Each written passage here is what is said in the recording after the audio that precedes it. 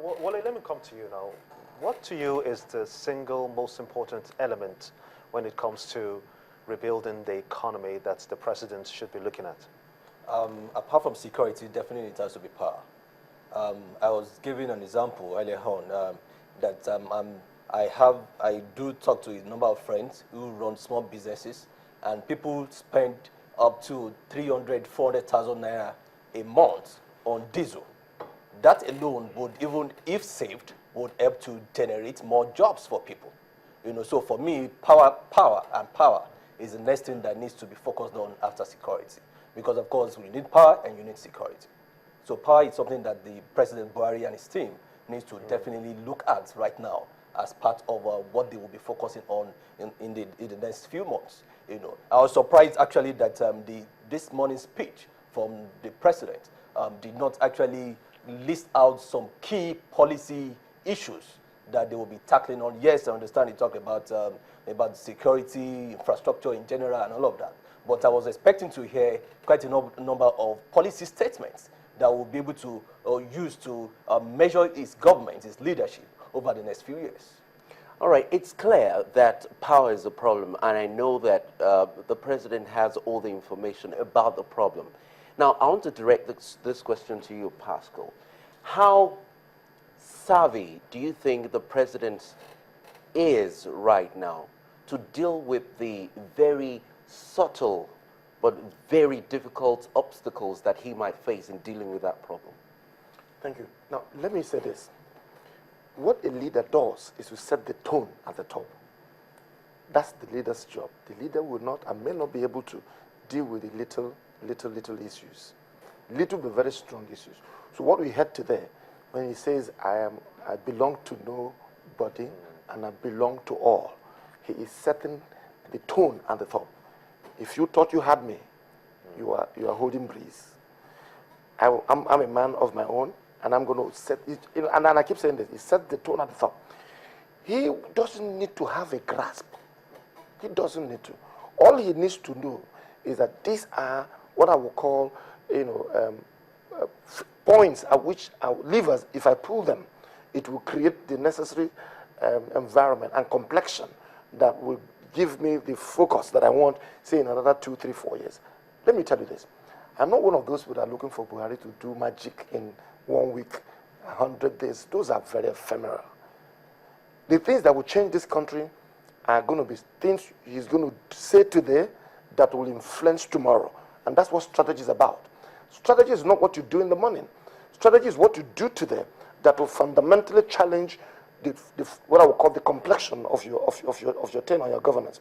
I want to begin to hear a movement from politics to governance.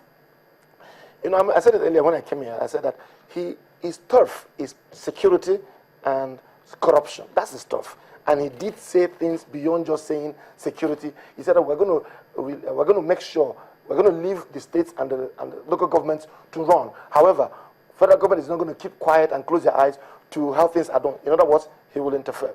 He was going to ask you, the money you got, how did you use it? He said something about the Boko Haram.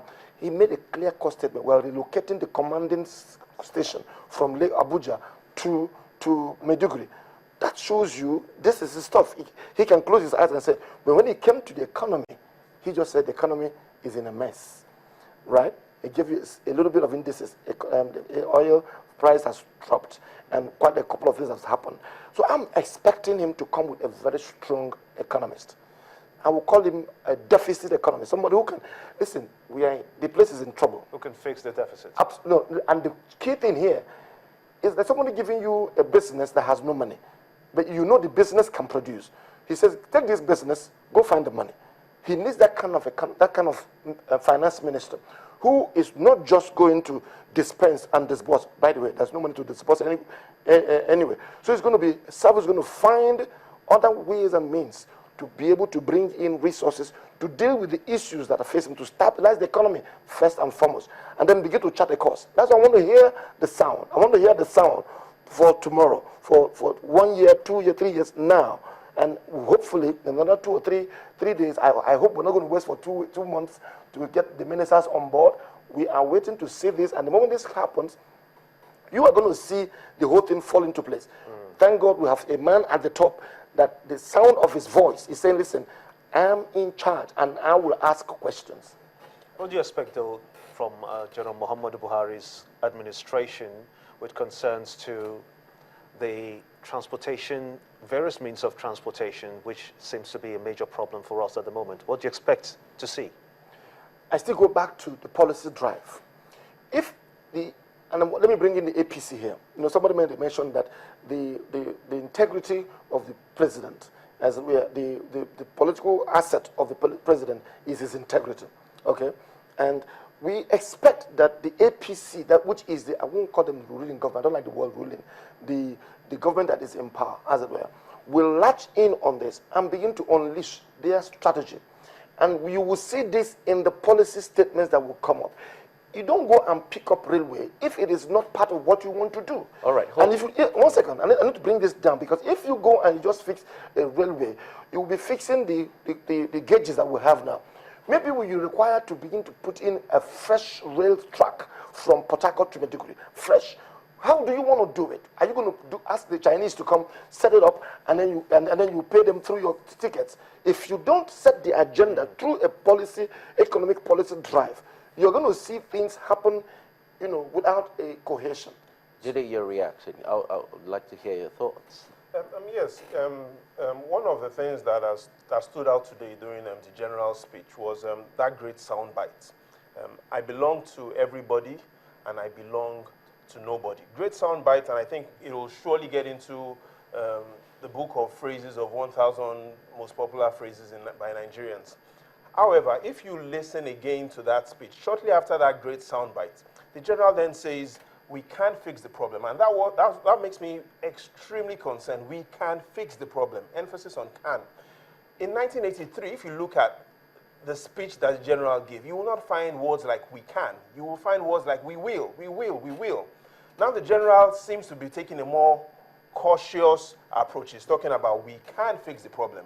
No longer the general of we will fix problems. We will, we will. And I think that is what gives me some bit of concern about what should we expect